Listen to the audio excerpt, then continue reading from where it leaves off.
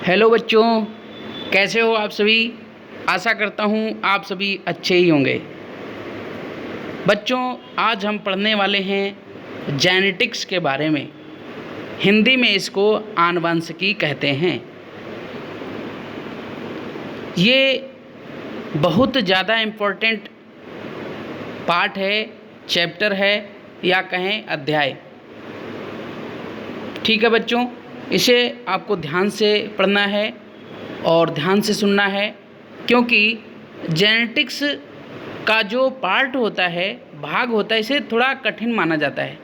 ठीक है, और इसमें आपके सामने बहुत सारी शब्दावली आएंगी जिन्हें आपको याद करके रखना है। ठीक है, तो आइए देखते हैं जेनेटिक्स। आप धैर्य रखेंगे, हम सभी बिंदुओं को इसमें शामिल करेंगे। ठीक है, जैसे जैसे हमें लगेगा आगे बढ़ते जाएंगे, हर एक टॉपिक को इसमें हम शामिल करके चलेंगे और कंप्लीट जेनेटिक्स को पढ़ेंगे। ठीक है, तो आइए सीधे अपने टॉपिक पे चलते हैं और देखते हैं जेनेटिक्स। इसको हिंदी में कहते हैं आनुवंशिकी। आनुवंशिकी है क्या आखिर में, इसकी क्या परिभाषा होनी चाहिए? तो जीव विज्ञान की वह शाखा जिसके अंतर्गत हम वंशागत एवं विविधता का अध्ययन करते हैं। कह सकते हैं कि जीव विज्ञान की वह शाखा जिसके अंतर्गत वंशागत एवं विविधता का अध्ययन किया जाता है, आनुवंशिकी या आनुवंशिक विज्ञान कहलाता है या कहा जाता है। ठीक है, ये रही इसकी परिभाषा। नेक्स्ट देखते हैं। अब देखेंगे इसमें वंशागत। वंशागत क्या है? वंशागत जनक से संतति में लक्षणों का स्थानांतरण या एक पीढ़ी से अगली पीढ़ी में लक्षणों का स्थानांतरण वंशागति कहलाती है। ठीक है, अब आगे देखते हैं। आगे एक शब्द मिलेगा आपको, विविधता या विभिन्नताएं। बात एक ही है। क्या है विविधता और क्या है विभिन्नताएं? तो देखेंगे, जीवों में पाई जाने वाली असमानता अथवा जनक एवं संतति में असमानता को विविधता या विभिन्नता कहते हैं। ठीक है बच्चों, यहाँ देखिए, जनक, जनक का मतलब है माता पिता, या कह लें जो जन्म देता है, और संतति का मतलब संतान, जो माता पिता से उत्पन्न हुई संतान होती है उसको संतति बोलते हैं। ठीक है, जैसे इसमें हम लोग देखेंगे कि मेंडल ने पहली पीढ़ी में जो पौधे लिए और उनके जो सीड्स लिए, बीज लिए, उनको अगली पीढ़ी में देखा क्या लक्षण जा रहे हैं। तो जो प्रथम पीढ़ी है वो जनक कहलाएगी और जो दूसरी पीढ़ी वो संतति होगी। ठीक है, तो अब आगे देखते हैं कि ये जो विभिन्नता है या विविधताएं हैं, ये कितने प्रकार की होती हैं। ठीक है,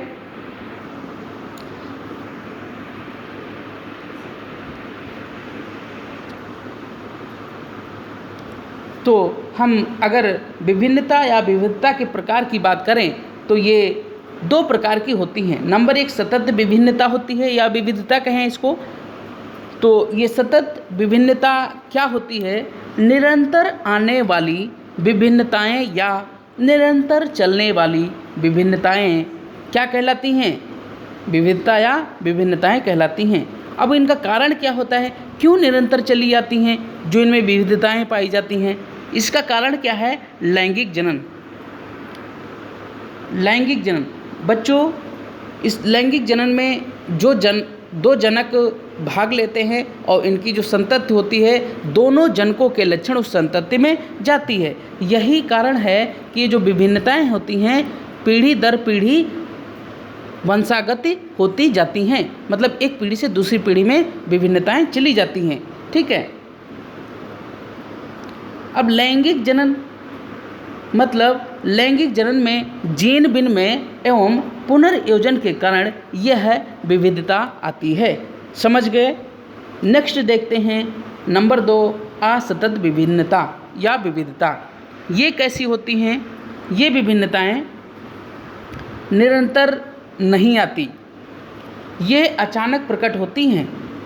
इसी को कहते हैं उत्परिवर्तन। तो ये जो असतत विभिन्नताएं होती हैं, ये निरंतर विभिन्नताएं नहीं आती, मतलब एक पीढ़ी से दूसरी पीढ़ी में नहीं आती हैं। ये कैसे आती हैं? ये अचानक प्रकट होती हैं। और इनका कारण क्या है? इनका कारण है उत्परिवर्तन। इसको कहते हैं म्यूटेशन इंग्लिश में।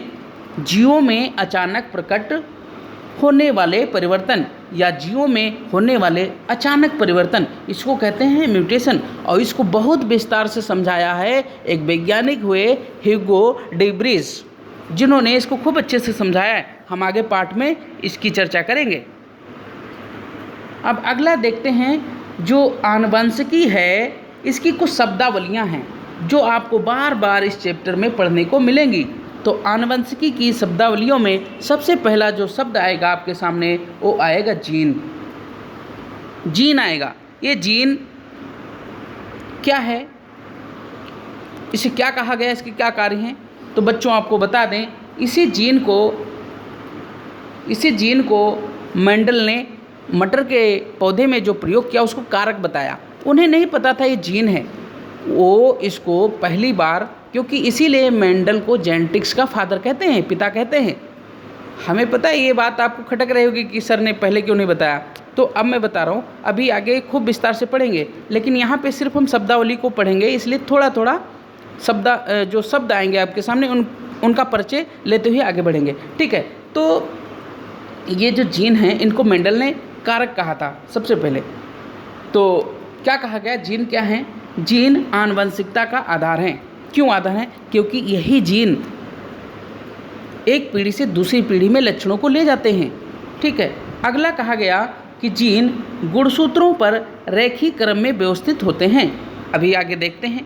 पहले देखिए, आपसे पूछा जाएगा कि आनुवंशिकता का आधार क्या है, तो आपको ये लिखना होगा। ये बहुत ज़्यादा इम्पोर्टेंट है, यहीं से सिर्फ 2 नंबर का क्वेश्चन पूछ लिया जाता है, इसलिए इन शब्दावलियों पे भी आपको बहुत ध्यान देना है। आगे चलते हैं, देखते हैं।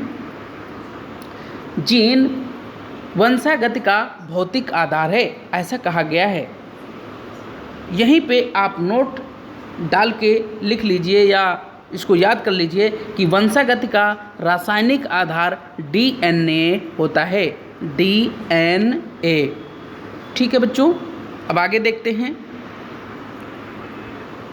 डीएनए के ऐसे खंड जो प्रोटीन का निर्माण करते हैं उन्हें क्या कहते हैं? जीन कहते हैं। समझ गए?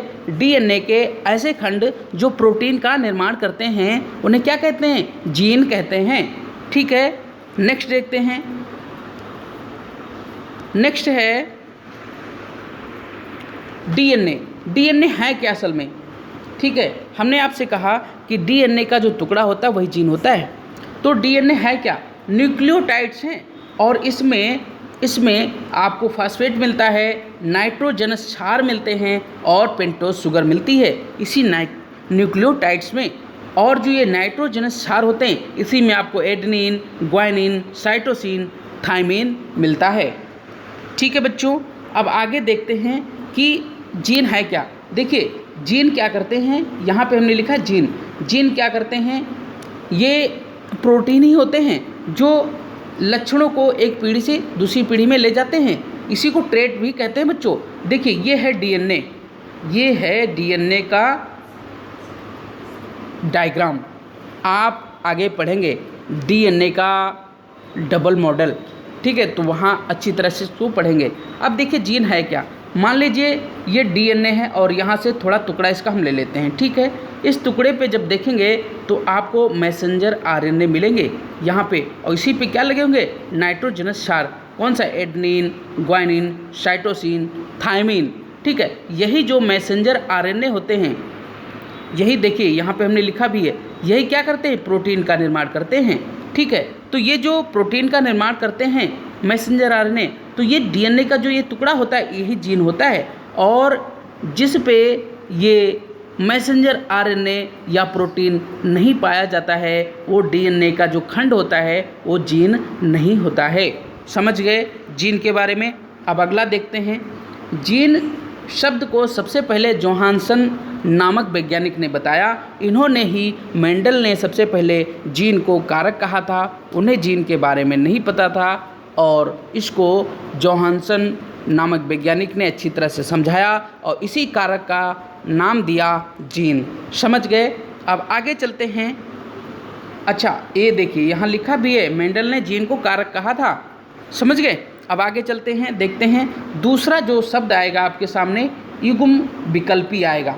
ठीक है, अब देखते हैं युग्म विकल्पी है क्या। इन्हें एलोमार्फ भी कहा जाता है। युग्म विकल्पी जीन के ही रूप होते हैं। जैसे आप देखिए कैपिटल टी और कैपिटल टी स्मॉल टी, ठीक है, ये हमेशा जोड़े में होते हैं।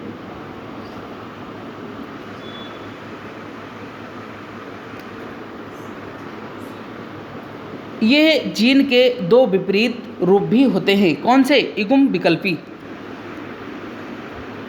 ठीक है बच्चों, तो आज बस यहीं तक।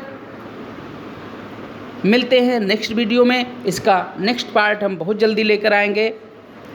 इससे पहले आपसे मेरी रिक्वेस्ट है कि अभी तक यदि आपने हमारे इस YouTube चैनल सम्मिलित शिक्षा को सब्सक्राइब नहीं किया है तो कीजिए और वीडियो को ज़्यादा से ज़्यादा लोग शेयर करो और इसे लाइक ज़रूर करो। आप लोग लाइक करने में कंजूसी करते हो, हमारा इससे मनोबल बढ़ता है, हम भी मोटिवेट होते हैं कि आपके लिए अच्छा से अच्छा कंटेंट लेके आएँ।